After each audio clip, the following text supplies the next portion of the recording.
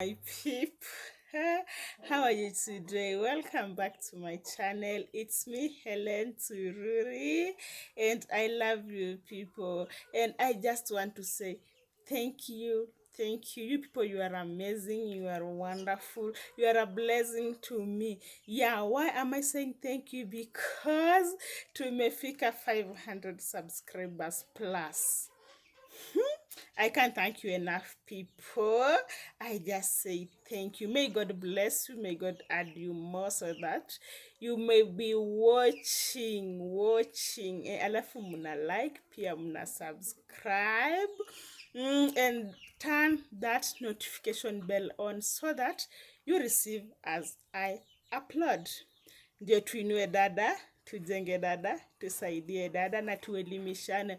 So today we are going to talk about our daily life, and I think the best way to say it is intermarriage. We are going to talk about intermarriage. Yeah, it's nowadays life. We get ourselves involved with people who are not from our tribe or from our color. Mimi nimependa Muhindi ama mzungu ama Mwarabu.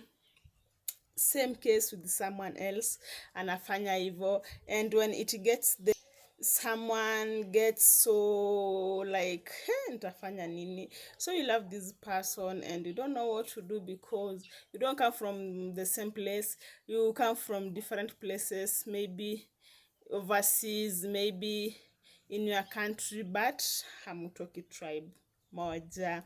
So we want to talk about things to consider when doing that, and things to know and things to do while you get involved with this kind of a person. Myself, by the way, niko kwa hiyo group. I intermarried. I didn't marry my tribe.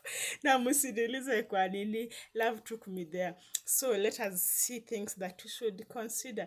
The first thing that you should consider while marrying someone who's not your tribe or color is culture, traditions. You should consider someone's tradition while getting into relationship, getting into marriage with this kind of a person. Remember, this person is not your brother, is not your sister, is nowhere in your lineage. Hamuambatani in any way. It's love that has brought you two together. So when you fall in love with this kind of a person, try to learn the way of their life, the way they live, the place he has come from, the culture and the things that they do traditionally. Some people do a lot of things which are not in your tribe or are not tradition for you. You've not considered them as tradition. Some traditions, by the way, are very dangerous to you who is new to that tradition, but kwa yule mwenye amezoea that life, it is normal, it is okay. So learn someone's culture or someone's tradition before you get married to this person. Before you get married, jua culture yake. Another thing to consider is religion. If you want to marry someone who is not your tribe or is not from your country or is not your color, please consider religion. Some people get involved in these kind of things, and along the way it comes so hard, and they just leave each other. But it is not right, by the way, to leave each other just because of religion. No. Myself, the Bible teaches me that if I get married to someone who is not a believer and I am a believer, this person is sanctified through me. So I think if you marry someone who's not your religion, it's okay. But you need to learn someone's religion before you marry him or her, because you need to learn to get how to get along with this kind of person, with this religion, because there's some things that their religion allows, some things maybe the religion doesn't allow, and in your religion they are allowed. So you learn to you know these kind of things that they're allowed in this religion and they're not allowed in your religion, so that you can know how to balance. It's not that you leave yours to the other person, but to learn so that you can balance to fit in in that religion. And if you allow yourself to marry that person, I don't have a problem with that, because I believe that love wins, love conquers, love does everything. Inapandanga milima na inavuka mabonde. So if yourself, you allowed yourself to marry someone who, or you want to marry someone who goes to a different religion, and you are crossing the line of intermarriage, so please learn this person's religion, ndio usiende upate huko in their religion you are told uvae hivi uvae nini, and you are not okay with that, and it brings some issues in your relationship, in your marriage, some break up because of religion. That's why you need to learn it before you get into it. Another thing that we need to consider, this is especially for ladies, is the kind of food these people eat. Utapata unaenda kwingine they eat monkey. Are you going to eat monkey? So please, when you want to marry someone, or you want to get into this kind of relationship, you want to marry someone who is not of your tribe or your hapo kwenu, learn the kind of food that they eat in their place, ile chakula wanakula. If you learn about it, you learn how to make it, so it becomes easier for you to cope. Sometimes unaenda kwa mashemeji, unapata ile chakula wamepika, you've never seen it, and that is how they eat, so you get it hard.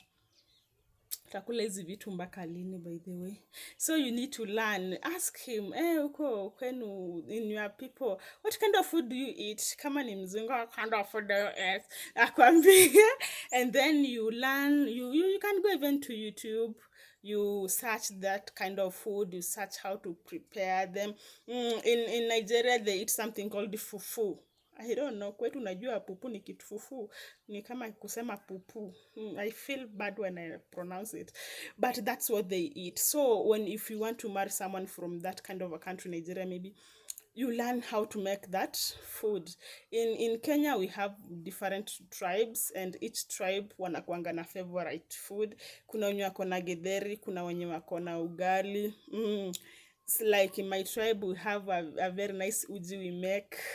So there is different kinds of food, so you learn how to make this food before you get into yourself into marriage these persons. You don't go to learn ukishaingia huko. Some people he will marry you and take you home, akiendelea na job penye anaishi. You will get hard kuifundishwa na mashemeji, this tunapikanga hivi na hivi na hivi. They expect you to come here while you know this is the kind of life they are living. So it is good, learn it before you get to their people. Jifundishe kupika hiyo mokimo if they're eating mokimo. Jifundishe to make nice githeri. Jifundishe kuunda whatever they make. Just learn how to make it before you get involved or before you marry this person. I think that I will ask you to learn or to know is the relationship between this person and the parents. That's just a general thing for anybody who wants to marry.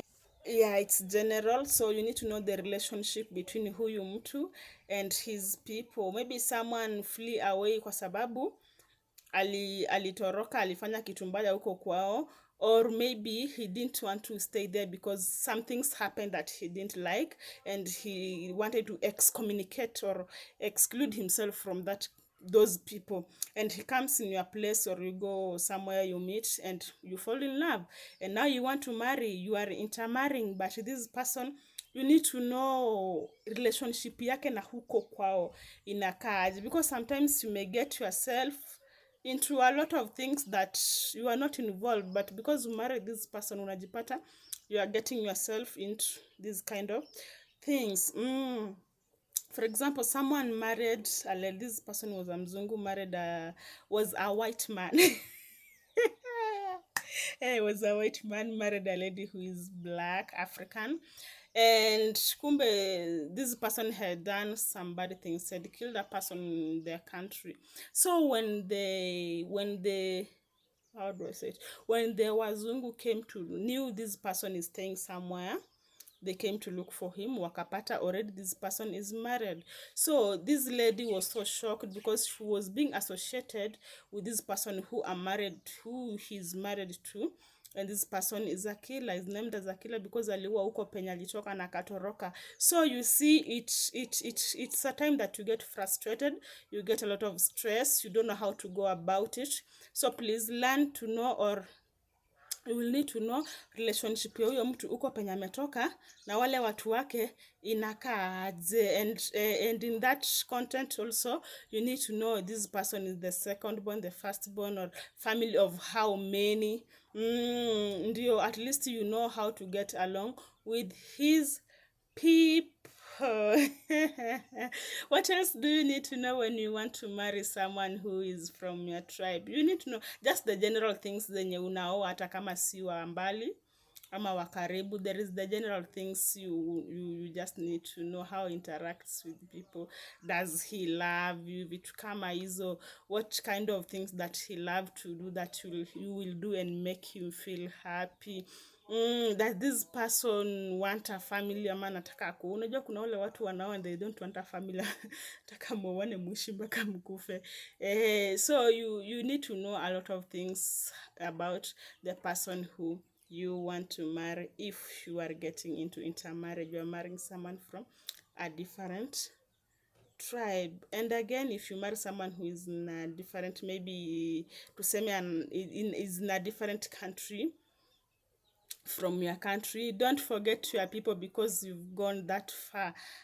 Frequent visits are allowed and they are very good. They make you feel alive. You come to your people, you feel unaona kuna karaha fulani unapata, and also you go see his people, you feel a lot of lively in you. And make sure you keep contact with your in-laws because sasa they are your people from his side. In case whatever happens to him or you will have to contact them, you will have to look for them so that you solve or you do this thing that is happening. And I think that you need to know or to consider is where to settle after this marriage. Yes, you intermarried with this person, now you have two kind of different people in the same roof. You need to know where to settle or to agree. Are you going to settle in his side or your side, or are you going to find somewhere else, somewhere where you two of you are fit to stay so that you settle? So you make that kind of arrangements before you get into each other. Juu zolewa na mtu my friend, alafu anaenda anakurusha huko, anakuacha na watu wenye ujui, watu you've never met, watu ujui wanaishi aje, ujui culture zao, ujui mambo zinafanyika kwao. So you need to understand this person and to talk about tutaishi wapi, where are we going to live. If I'm from Kenya and this person is maybe from South Africa, are we going to settle in South Africa or in Kenya, or are we going to find a place in Lesotho or maybe Tanzania to stay, because now you come from different directions. So people, I don't think I have much for today. May I tell you I love you, and don't fear getting into relationships with people who are not from your tribe or your color. If fate took you there, kama mapenzi ilikukubali upendane na mtu mwenye si wa kwenu, it's okay, it's allowed. Even the law allows that. The only person I know you're not supposed to be married to ni yule mtoto wako, ndugu yako ama nani. But in fact it is good even to encourage people to get to intermarry, because it helps our society to grow, to learn different kind of things from different people.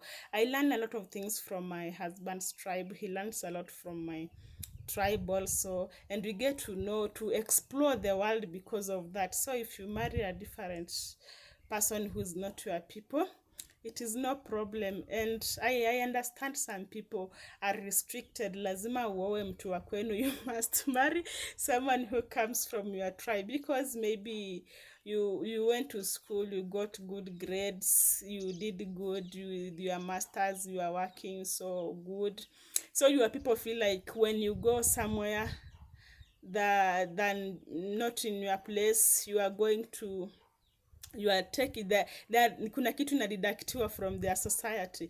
They feel like you will go, you will take this intelligence with you your intelligence with you, you will take your good brains somewhere else, but maybe you don't love anyone from that place. So let us allow our friends, our children, our cousins, our people, let us allow them, and let us tell people there is no problem with the intermarrying.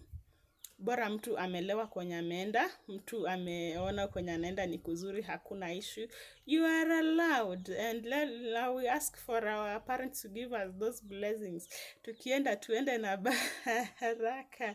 So people, I love you, and I want to tell you I love you again, and thank you for subscribing, thank you for making 500 subs. So now we are starting another journey. We are heading to 1000 subscribers.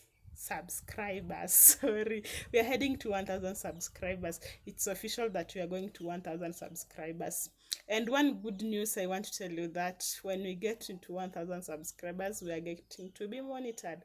So the more you subscribe, the more you like, the faster we get there. So please, let us ask our friends, let us share with our friends, so that they can subscribe to Fike Huko Mbele. God bless you people. I love you, I love you.